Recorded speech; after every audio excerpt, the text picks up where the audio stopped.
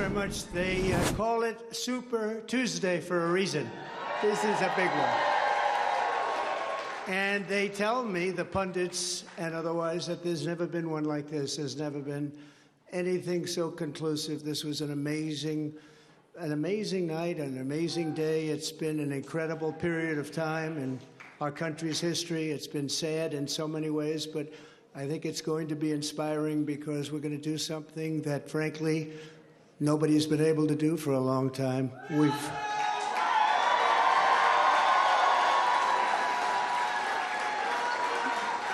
We've watched our country take a great beating over the last 3 years, and nobody thought a thing like this would be possible. We wouldn't have Russia attacking Ukraine. We wouldn't have Israel being attacked. Iran, as you know, was broke. When I was running things, they were broke. They didn't have money for Hamas. They didn't have money for Hezbollah. We had no inflation. Inflation is destroying the middle class. It's destroying everything. Inflation, if you look back over the history, hundreds of years back, inflation is called a country buster. And that's what it's doing to our country. What's happened with inflation has been unbelievable. A lot of people say, a lot of experts have said the stock market's the only thing that's doing well, and that's doing well because our poll numbers are so much higher than Joe Biden's.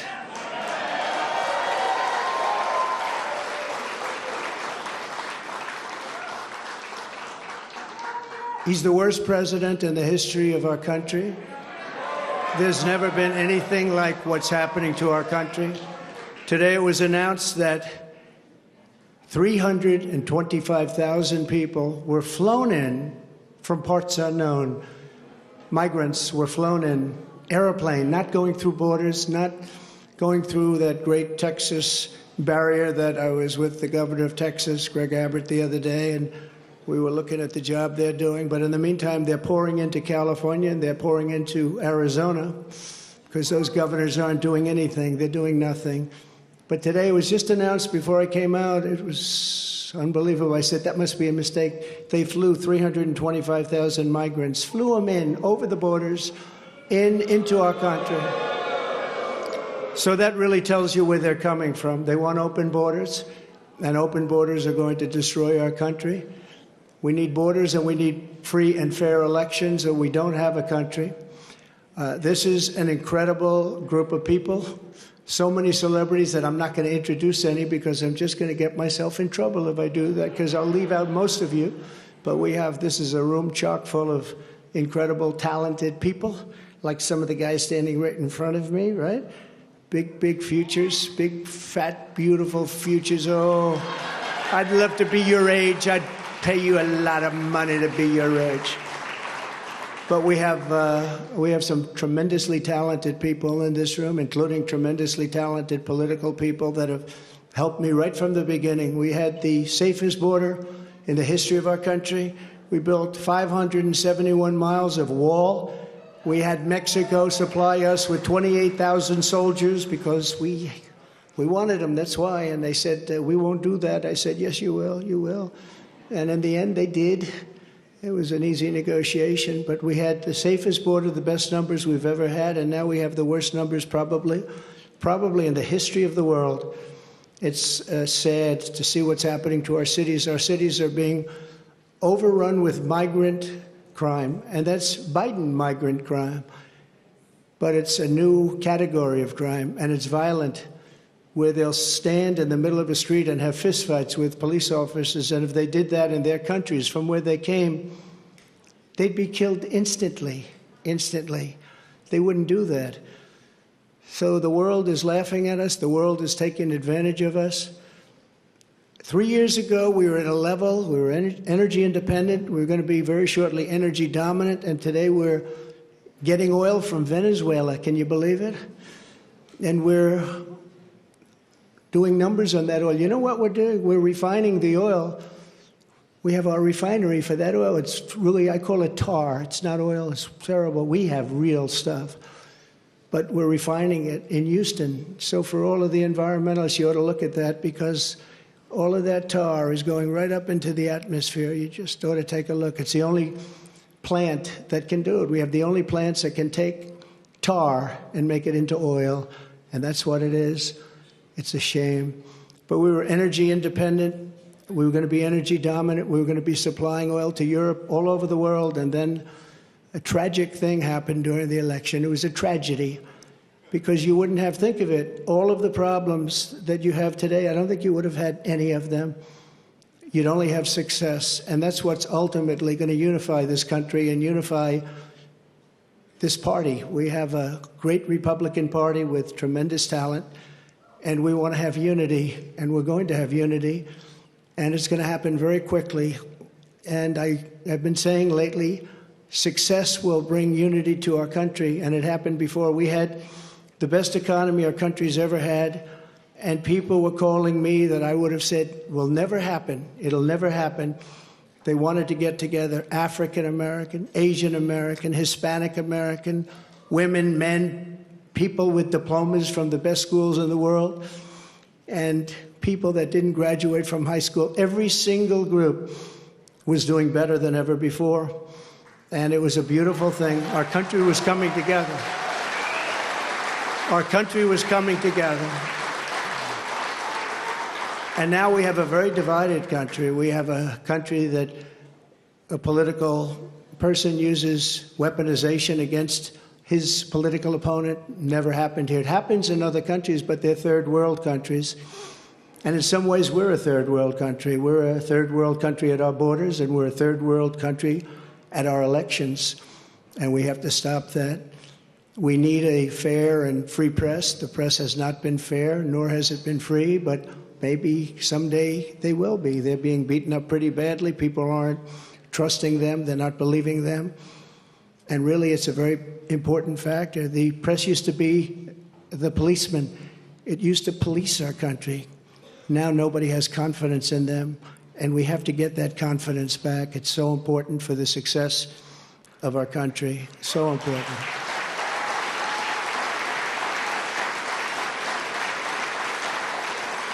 So this has been a day that we've been waiting for. I want to thank my family for being here. It's a great family. I have a great family.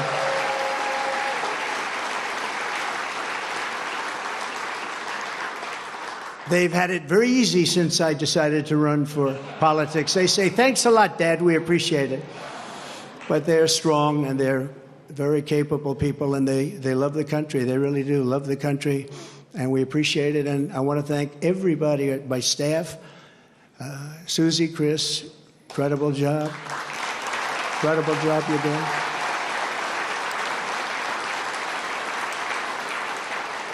I read an article yesterday where it said this is one of the finest run campaigns that anybody has ever seen. That's pretty good, right? That's pretty good. It's really a statement.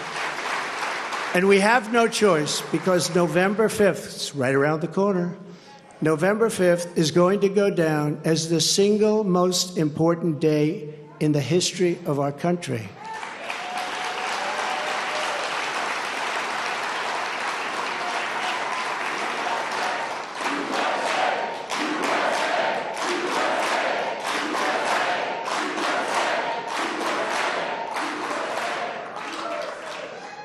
We're going to take it, and we're going to make it like it should be, respected. Right now, we're not respected. Right now, our country is known as a joke. It's a joke. Other leaders who I speak to, other leaders can't believe what happened to us, because 3 years ago, we were the most respected country anywhere in the world by far. We were doing things that nobody could believe. China was paying us billions and billions of dollars. In 25 years, they paid us nothing, zero, not 10 cents. I was getting billions of dollars, and they were happy about it, as happy as you can be. Of course, maybe there's reasons for things having happened, but they were not so happy with certain things, I guess, based on things that took place. But we were getting along with everybody. We were getting along, and we were respected by everybody. We had no wars. Remember when I had the debate with Hillary Clinton? She said, look at him, look at that personality. He's going to cause wars. I said, no, my personality is going to keep us out of wars, and that's what happened.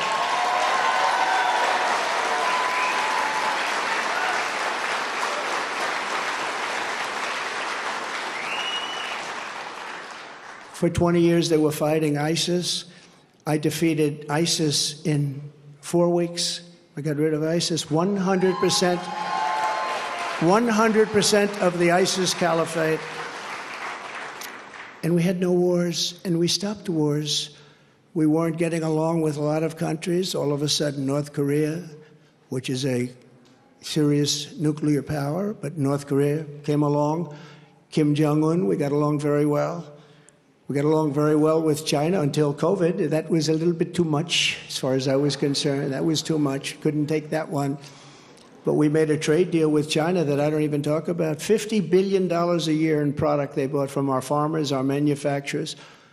They used to buy 10. I got 50, and it was great. But COVID, I don't even talk about that because COVID was such a horrible thing. It started in the Wuhan labs, just as I said, the Wuhan labs. And it came out, I believe, through incompetence. I believe it was incompetence. Some people think it wasn't, but I believe it was.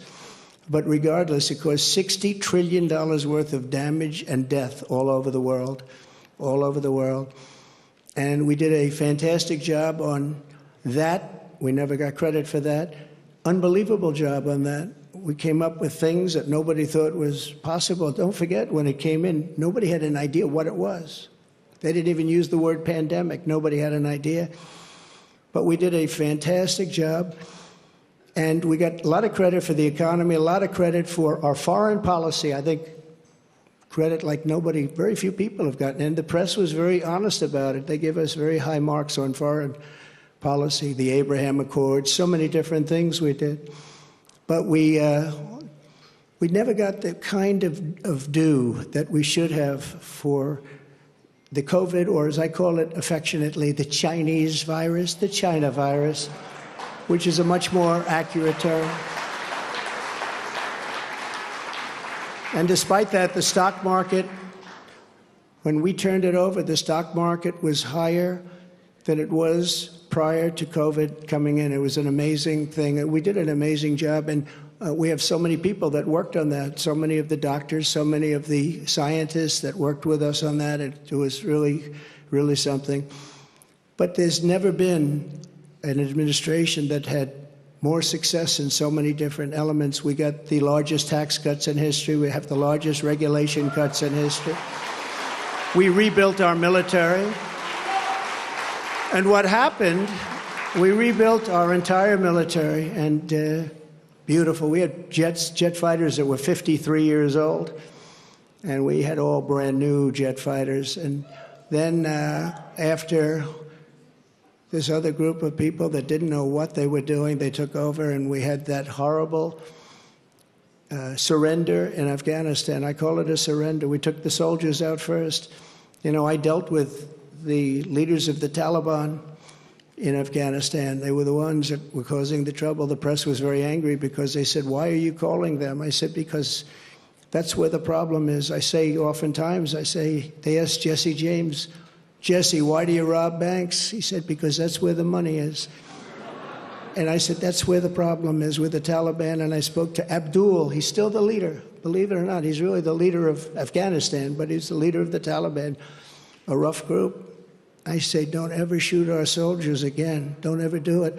Very interesting what happened is that, we were having, during the Obama administration, previously, they were shooting a lot of our soldiers. And I let them know, I said, don't ever, ever let that happen. I said in a rather nasty fashion. We don't have to go into it tonight.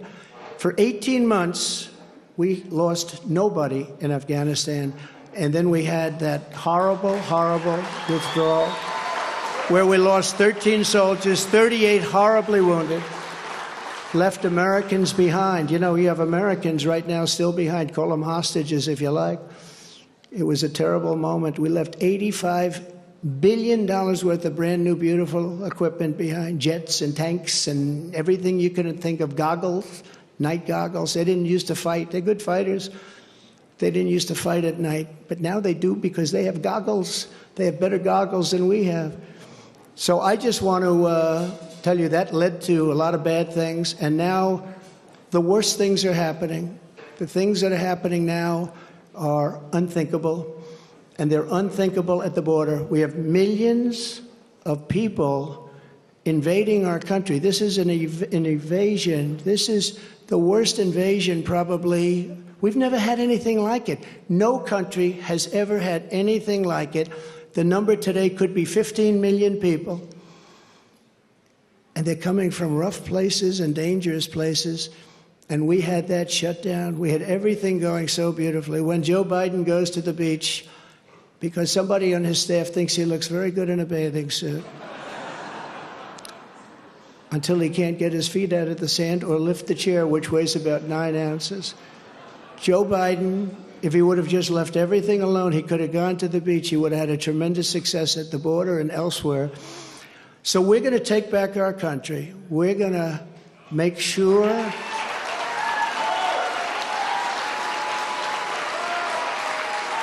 we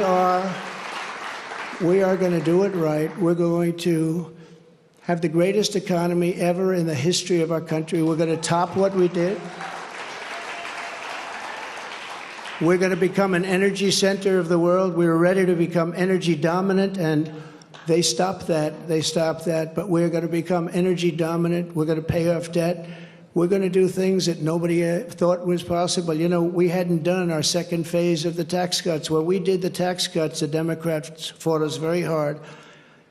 And now they say, well, I guess that was pretty good because we took in much more revenues after we cut taxes. And then we did all of those regulation cuts, and people were working, and everybody was happy, and we were all proud of our country. But we're going to win this election because we have no choice. If we lose the election, we're not going to have a country left.